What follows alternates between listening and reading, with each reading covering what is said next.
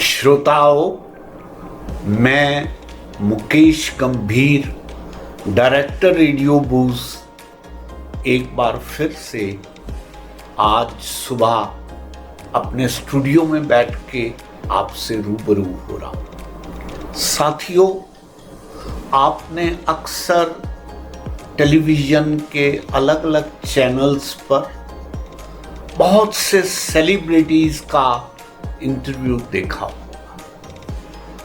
हमारे लिए हर वो व्यक्ति सेलिब्रेटेड है जो अपने ढंग से अपने जीवन को जी रहा है, और मैं जान के उन लोगों को चुनता हूं और आपके सम्मुख लाता हूं जो साधारण ढंग से अपना जीवन जीते हैं।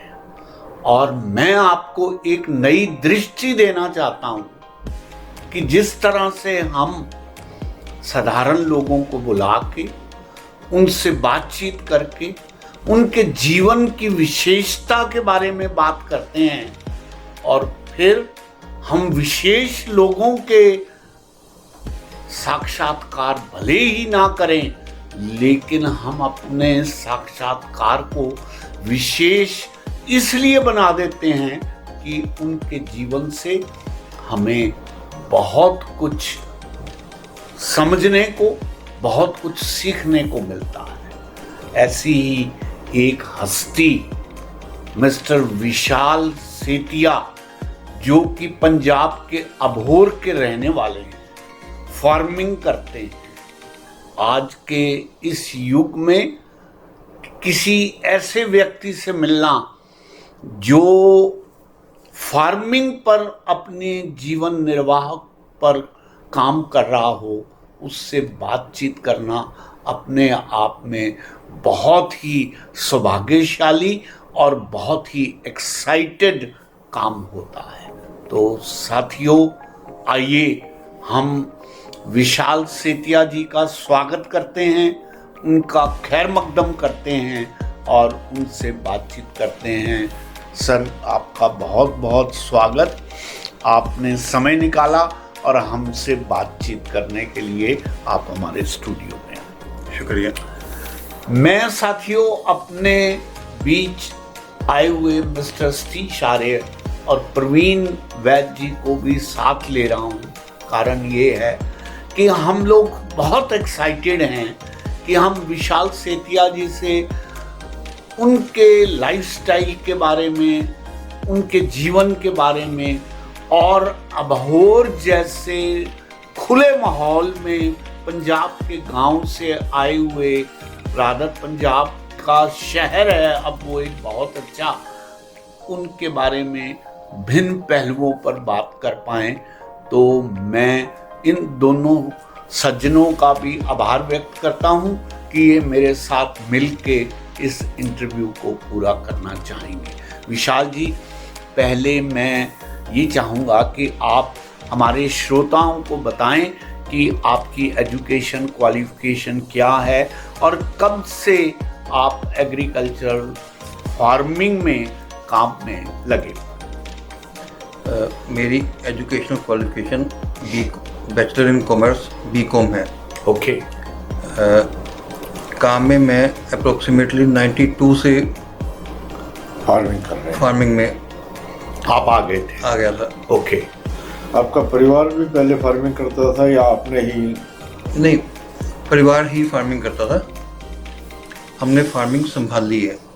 ओके ओके, मतलब एंसेस्ट्रल बिजनेस है ये आपका जिसमें आप लगे। तो फार्मिंग में किस तरह की फार्मिंग कर रहे हैं? राइट नाउ हमारे किन्नू के बाग हैं। अच्छा। किन्नू फ्रूट के। Okay okay.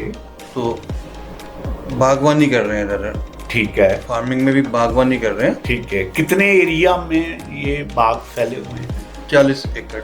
40 एकड़। Very good very good. तो लगभग एक सीजन में कितना कीनू वजन वाइज आप पैदावार कर लेते हैं?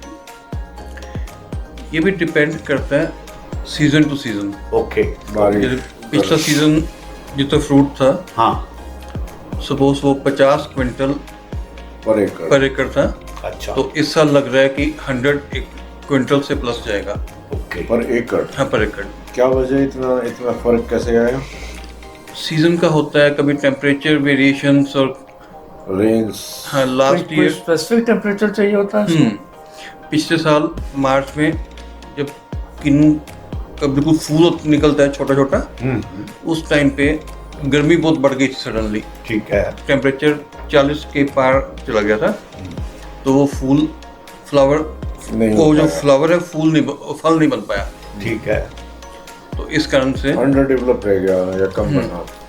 तो विशाल जी, इसकी खपत कहाँ पर रहती है? ऑफ कोर्स ये तो हम जानते हैं कि भाई कुछ एक किन्नू का फ्रूट जो है मंडियों में बिकता है और सीधा खाने के काम आता है। इसके अलावा भी इसकी खपत थोड़ा बड़े लेवल पर एक्सपोर्ट वगैरह भी करते हैं आप?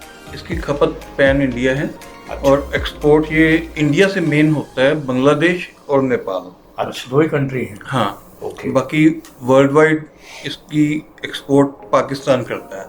अच्छा, अच्छा, पाकिस्तान ज्यादा बड़ा।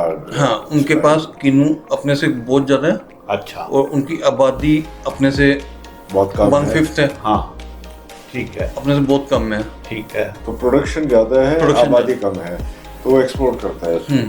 अच्छा, इसकी लाइफ कितनी रहती है? लाइक किन्नू, अगर मैं एक बेटी लेता हूँ, शुड लास्ट हाउ लॉन्ग? पहले तो इसकी लाइफ होती थी 1 हफ्ता, अच्छा, अब इस पे वैक्स करने लग गए हैं, अच्छा। वैक्स कोटिंग करने लग गए हैं, तो उससे लाइफ 10 दिन और बढ़ गई है। तो वो नुकसानदायक नहीं है वैक्स कोटिंग? नहीं, ये एडिबल और अप्रूव्ड वैक्स है, और किन्नू का तो छिलका कोई भी नहीं खाता, छिलका तो ठीक है, उतार दिया जाता है, पील ऑफ जिसको बोलते हैं। हाँ, तो कुल मिलाकर 17-18 दिन लाइफ है इसकी। तभी ये केरला पहुंच पाता है, कि 1 हफ्ता तो पहुंचने में लग जाता है। ऐसे ही बांग्लादेश पहुंचता है, बाय ट्रक्स पहुंचता है यहाँ से। ठीक है, तो यही कारण है कि डिस्टेंट कंट्रीज में नहीं जा सकता, जो दूर दूर कंट्रीज है नहीं, वहाँ वो भी है, डिस्टेंट कंट्रीज में जाने के लिए ना एयरलिफ्ट करना पड़ता है फिर। वो कॉस्टिंग बहुत आ जाती है। जब पाकिस्तान है, छोटा कंट्री है, उनका पोर्ट बहुत पास में है, ठीक है, कराची पोर्ट, और सिंस उनके पास किन्नू बहुत ज़्यादा है, खुद तो वो खा ही नहीं सकते, तो उनको भेजना पड़ता है। ठीक है, और इंडिया की पॉपुलेशन ही इतनी ज़्यादा है कि जो यहाँ का पता है। लोकल भी कंजम्पशन, हाँ, वर्ल्ड मार्केट्स में रेट हैं, वो हमें इंडिया में मिल जाते हैं। वेरी गुड, बाहर भेजने की जरूरत नहीं। हाँ, ओके। बाकी पाकिस्तान के रेट्स हमसे कम में बेचते हैं वो लोग? कंपैरेटिवली अप्रोक्सीमेटली सेम ही होते हैं, सेम रेट्स, मतलब उनको रशिया भेज के जो रेट मिलते हैं, वो आपको हमें बांग्लादेश भेज के मिल जाते हैं। ओके, अच्छा। ओके, बाकी किन्नू की प्रोडक्शन बढ़ रही है, ओके, गवर्नमेंट भी ट्राई कर रही है, फैसिलिटीज दे रही है कि इंडिया से भी और कंट्रीज में एक्सपोर्ट हो। ओके, विशाल जी, एक दिमाग में एक प्रश्न आया। अभी छिलके की बात आप कर रहे थे, तो ये पील ऑफ होने जो छिलका है, क्या इसको भी किसी बाई प्रोडक्ट में यूज कर सकते हैं? क्या सोचा आपने इसके बारे में कि जो छिलका है उसको भी किसी और रूप में इस्तेमाल किया जा सके? लेकिन कॉस्मेटिक्स में Yes, थोड़ा बहुत yes, होता है, सूखा yes, स्क्रब सूखा वगैरह में करके, स्किन हाँ। का स्क्रब करने बट के। वो बड़ी बड़ी इंडस्ट्रीज का काम है, हाँ, मतलब हम उस लेवल पे नहीं कर सकते। ठीक है, नहीं, क्या किसी ने सोचा इसके बारे में कि छिलकों को भी? शायद होता ही होगा मेरे ख्याल से। नहीं, आपको किसी ने, इनका प्रश्न ये है, आपको किसी ने अप्रोच नहीं करा कि हमें छिलका बेचिए आप, या कुछ इस तरह का? ये तो बेच फ्रूटी देते हैं, देते हैं, तो हाँ। फिर छिलका इनके पास नहीं, हमें नहीं। इस टाइप की अप्रोच नहीं आई। ठीक है, नहीं। आप तो फ्रूट ही बेच रहे हैं, तो आपके हाँ। पास छिलका होगा होगा नहीं। ही अलग से कैसे? तो और ये क्योंकि अलग अलग जगह जाता है, तो छिलका तो स्कैटर हो गया ना, एक जगह पे आया नहीं, बल्क में नहीं मिलेगा। शायद इसीलिए ये नहीं हो पाता होगा। विशाल जी, मुझे एक बात बताएं कि क्योंकि 92 से आप इस बिजनेस में शिफ्ट हो गए और आप स्वयं भी पढ़े लिखे हैं, क्या आपको इस बिजनेस के करते हुए साथ साथ कोई और बिजनेस करने का विचार नहीं आया, या आपको एज ए फार्मर सेटिस्फेक्शन है कि ठीक है आप अपनी जगह, एक तो ऑफ कोर्स पैसा तो ठीक कमा लेते होंगे, लेकिन ये कोई बहुत ज़्यादा पढ़े लिखे लोगों का काम नहीं है, इस तरह की कोई भाव आपको कभी आया या नहीं आया? देखिए, एजुकेशन तो हर फील्ड में काम आती है। बिल्कुल ठीक है। अब ये काम पढ़े लिखों का ही काम है। ओके ओके, किस तरह? अब जैसे दूर दूर किन्नू भेजना है, हाँ अब ट्रक डिफरेंट कैपेसिटी के आते हैं, ठीक है। 10 टन का, 15 टन का, 20 टन का, 25 टन का। राइट। अगर सपोज हमें किन्नू भेजना है बेंगलोर, अगर 20 टन के ट्रक में भेजेंगे या 10 टन के ट्रक में भेजेंगे तो 2 रुपये किलो या 3 रुपये किलो तक उसके किराए में ही फर्क आ जाएगा। बिल्कुल ठीक है। बड़े ट्रक में भेजेंगे किराया कम पड़ेगा। ठीक है। और आजकल कम्पिटिटिव मार्केट है और इससे कम ही मार्जिन होता है। ठीक है। मतलब सेविंग्स आर द ठीक है। वो आपकी सेविंग्स आर income योर है। इनकम। Right right. आप कुछ एनवायरनमेंट के बारे में बात कर रहे थे बाहर, उसके लिए आप क्या कर रहे हैं? कुछ एनवायरनमेंट। इससे पहले एक प्रश्न और मैं पूछना चाहूँगा कि एजुकेटेड फार्मर होने के नाते क्या टेक्निक में भी कुछ फर्क आ जाता है? यानी कि जो लोग Growth, नहीं पढ़े हाँ, लिखे हैं, हाँ। तो जो आप फार्मिंग की टेक्निक नई अडॉप्ट करने में कुछ मदद मिलती है आपको, या वही स्टैंडर्ड पुराना तरीका जो है ट्रेडिशनल किन्नू की फार्मिंग का है? देखिए, बिल्कुल मदद मिलती है। कुछ नई टेक्निक, कुछ नए सीड्स के बारे में या मैन्योर के बारे में कुछ लगता है आपको उसका फर्क पड़ता है? जो पढ़ा लिखा फार्मर है जी। वो इजीली अप्रोच कर सकता है। इनकी रिसर्च के लिए कहाँ इंस्टीट्यूट अवेलेबल है? पंजाब एग्रीकल्चर यूनिवर्सिटी है लुधियाना में, वो पंजाब की तरफ से है। हाँ। ऐसे हरियाणा में भी है, अच्छा, ये- राजस्थान में भी है। अच्छा। मतलब गवर्नमेंट प्रमोट कर रही है इसको, ओके। गवर्नमेंट हॉर्टिकल्चर को जो न्यू प्रमोट कर रही है। टेक्निक्स आ रही हैं उन सबको। और जब सीजन नहीं होता किन्नू का, तो जो आपके फार्म्स खाली रहते हैं उस समय कुछ बाई प्रोडक्ट के रूप में कुछ और चीज़ आप प्रोड्यूस करते हैं? नहीं, इसमें नहीं हो सकता। नहीं हो सकता। जैसे बड़ा पेड़ है, जी। उसको रेगुलरली स्प्रे करनी पड़ती है, ओके। मतलब इसको सारा साल संभालना पड़ता है। अच्छा। आजकल ये हो गया है कि अगर एक स्प्रे मिस हो जाए तो आपकी फ्रूट की क्वालिटी ख़राब हो जाती है। ओके। ओके। मतलब पुराने टाइम में, जैसे 80s में हम देखा करते थे हमारे बड़ों को कि उस टाइम पे स्प्रे बहुत कम होती थी। ठीक है। अब इतनी बीमारियां हो गई हैं कि अब हमें स्प्रे उसके कंपैरेटिवली बहुत ज़्यादा करनी पड़ती है। रेगुलर करने पर। तो इसका जो फसल है साल में एक बार मिलती है? हाँ जी। अच्छा। इसके अलावा ग्रेप्स भी हैं अमोर साइड में कुछ? हाँ, ग्रेप्स की भी क्वालिटी अच्छी है वहाँ की? पहले बहुत होते थे ग्रेप्स, अब कम हो गया है क्योंकि ग्रेप्स बारिश के वजह से ख़राब हो जाते हैं। पर आपने कभी करते हैं ग्रेप्स की भी खेती करते हैं? हाँ, हमारे भी ग्रेप्स के बाग थे पहले, अच्छा। लेकिन अब वो किन्नू में तो कन्वर्ट हो गए। अब सब किन्नू में कन्वर्ट हो गए हैं। अच्छा विशाल जी, जैसे अभी प्रवीण जी ने बात करी, हम जब मेरे ऑफिस में बैठे थे तो आपने बताया कि आप एनवायरनमेंट के लिए बहुत कुछ काम कर रहे हैं, तो उसके कुछ उदाहरण आप बताएंगे? चिंताएं तो बहुत हैं। जी। अब जैसे अभी मैं बात कर रहा था कि उस टाइम पे स्प्रे बहुत कम होती थी, हाँ जी, हाँ जी। केमिकल। अब स्प्रे बहुत ज़्यादा हो रही है। वो स्प्रे ज़मीन में जाके अपनी नीचे पानी में जा रही है। उस टाइम के पानी में और आज के पानी को टेस्ट करते हैं, ज़मीन आसमान का फ़र्क है। ठीक। अभी केमिकल्स, फ्लोराइड्स जो भी हाँ, स्प्रे किया जाता है। डिजोल्व बोलते हैं कि पानी में ये सब कुछ है, परकुलेट कर जाते हैं। परकुलेट कर जाता है। हाँ। वो सब अब जैसे कैंसर बढ़ रहा है, सब बीमारियां बढ़ रही हैं। बेसिकली वो ऐसा लगता है कि पीने का पानी पीने के लायक ही नहीं रहा। ओके। और उसका सारी तो चीज़ों पर असर पड़ता है। उसके लिए भी कोई आप लोग साथ ट्रीटमेंट कर रहे हैं, वाटर ट्रीटमेंट?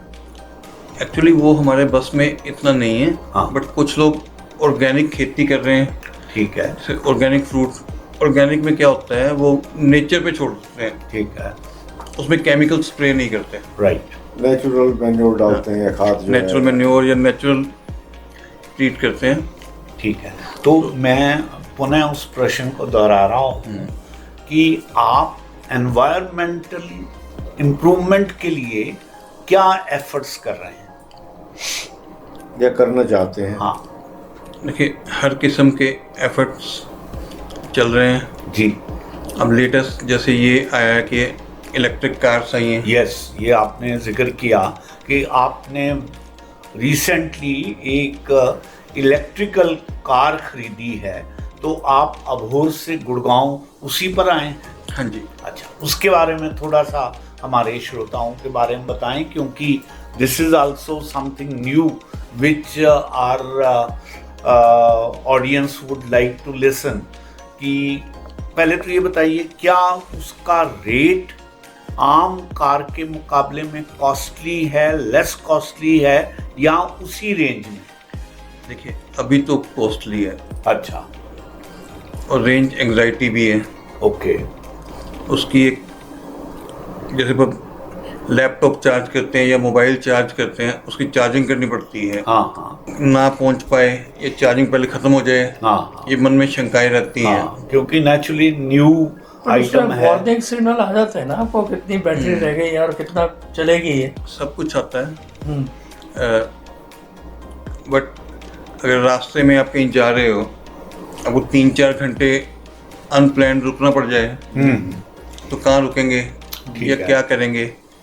तो खैर, अभी कंपनी खड़े खड़े भी बैटरी डिस्चार्ज होती है। नहीं, खड़े खड़े डिस्चार्ज नहीं होती। हॉर्न बजाने वगैरह से तो डेफिनेटली फर्क पड़ता है। नहीं, वो बैटरी है जो आम कार्स में होती है, वो तो अलग है, अलग से है। वो अच्छा, जो अलग से बैटरी दे रखी है, जो कार की एनर्जी मोटर्स चलाने के लिए, टायर चलाने के लिए, वो अलग से दे रखी है। अच्छा, तो ये जो हॉर्न वगैरह का समस्या नहीं है उसमें। वो अलग से जो जो स्मोक क्योंकि खत्म हो गया, जो कारों में आम जो ट्रेडिशनल व्हीकल्स के स्मोक निकलता है, डीजल व्हीकल्स में खासतौर से, तो उसमें तो आपने मिनिमाइज कर दिया ही। हाँ, बस ये सब अभी थोड़ी थोड़ी समस्याएं हैं, बट एंड में यही रहता है कि हमने इतना डीजल कम कंज्यूम किया, यस, तो भाई इतना पोल्यूशन को हम थोड़ा कंट्रोल कर पाए। ठीक है। अरे जी, एक और चीज भी है। अपने लेवल पे जितना हम कर सकते हैं वो होती तो डाल ही थी हमने।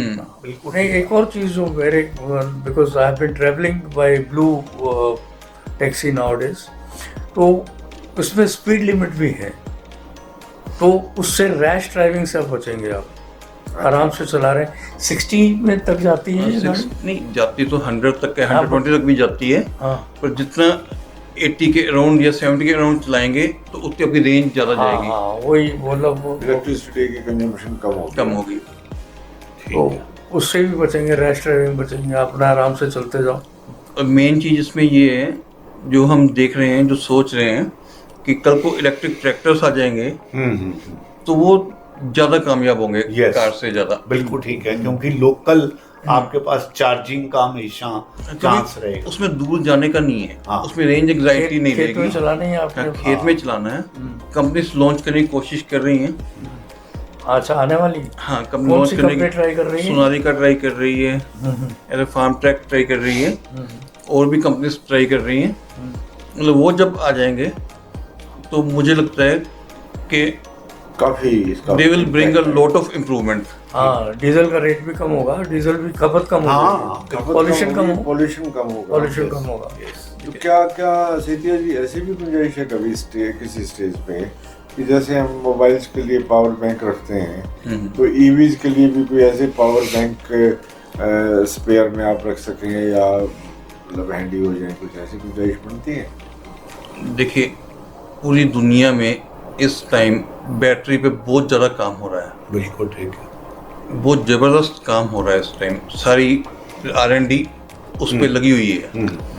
अभी रिसेंटली आज ही शायद टेस्ला कंपनी ने, मस्क की कंपनी, उन्होंने किया है कि शायद 11 मिनट में कार चार्ज कर देंगे।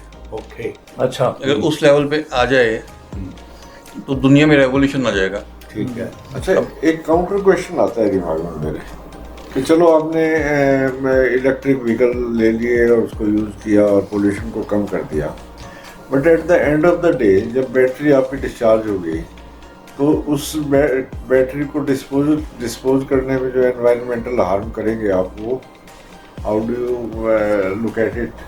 देखिए, आज तो हैं लिथियम की बैटरीज, उसमें अपन ये बात कर सकते हैं।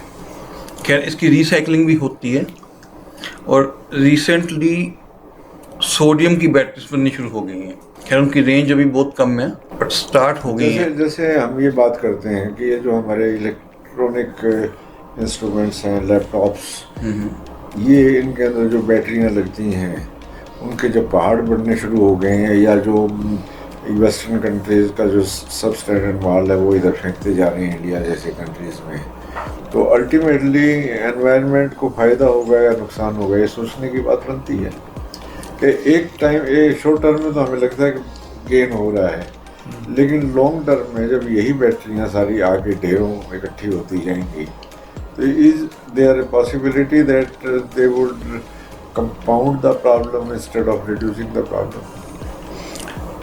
देखिए, इसके बारे में एक सोच है। अब जो अपन डीजल पेट्रोल यूज़ कर रहे हैं, एक तो वो बंद हो जाएगा, ये अलग से प्रॉब्लम है लिथियम की, ये कम हो जाएगी। इनके बाद अपने कंसर्न है, इसकी रिसाइकलिंग पे पूरा काम हो रहा है। तब तक कोई ना कोई सोल्यूशन निकल तब आएगा। तक अभी ये जो बैटरीज आ रही हैं, इनकी 8-10 साल लाइफ है, ये 1.5-2 लाख किलोमीटर लाइफ है इनकी, ठीक। और तब तक कोई रास्ता निकल 8-10 साल तक तो बहुत सिनेरियो चेंज हो जाएगा, रास्ते नहीं निकल रास्ते बहुत निकल जाएंगे। तो विशाल जी, ये तो थी आपसे और आपके प्रोफेशन से संबंधित। थोड़ा आप ये बताने का प्रयास करें कि जिस तरह के फार्मिंग से आप जुड़े हुए हैं, जिस तरह का लाइफस्टाइल ऐसी जगहों पे है, फिर इन सब से फारिग होके खाली समय में क्या करते हैं? How do you pass your time? आजकल तो ज़माना वो हो गया है, सब कुछ इंटरनेट पे है। ओके, जो छोटे जगह पे हो रहा है वही बड़े शहर में हो रहा है, ठीक। सब ऑनलाइन हो रहा है। यस यस और अब जो रोड्स अच्छी बन गई हैं, ट्रैवल फास्ट हो रहा है, यस, तो एक दूसरी जगह जाना भी ये सब इजी हो रहा है। इजी हो गया। यस और ये मल्टीनेशनल्स आ रहे हैं, यस ये हर जगह, चाहे छोटा शहर हो बड़ा शहर हो, यस, एक्सपेंड हर जगह कर रहे हैं। Right right. कभी किन्नू के पेड़ के नीचे बैठ के घर का खाना खाए? हाँ, वो तो उसका चार्म तो अलग है। परिवार के साथ बैठ के, बच्चों ये- के साथ पिकनिक? वो तो है, अगर शहर में बैठे हम या अपने फार्म पे बैठे हैं, शहर में एसी में भी गर्मी लगती है और फार्म पे बिना एसी के भी आराम मिलता है। ठीक वातावरण अच्छा लगता है। ताज़ी हवा चलती है और जो उसके नीचे बैठ के परिवार के साथ, पत्नी के साथ, बच्चों के साथ यस गपशप करने का। तो सीधे साहब, हमारे ऑडियंस को आप अपनी तरफ से अपना एक ऐसा मैसेज क्या देना चाहेंगे जिसको वो याद करके आपको भी याद करें? देखिए, साइंस के साथ चलें, जी, जो भी साइंस में इम्प्रूवमेंट आती है अपने एनवायरनमेंट के लिए, यस उसको अडोप्ट करें।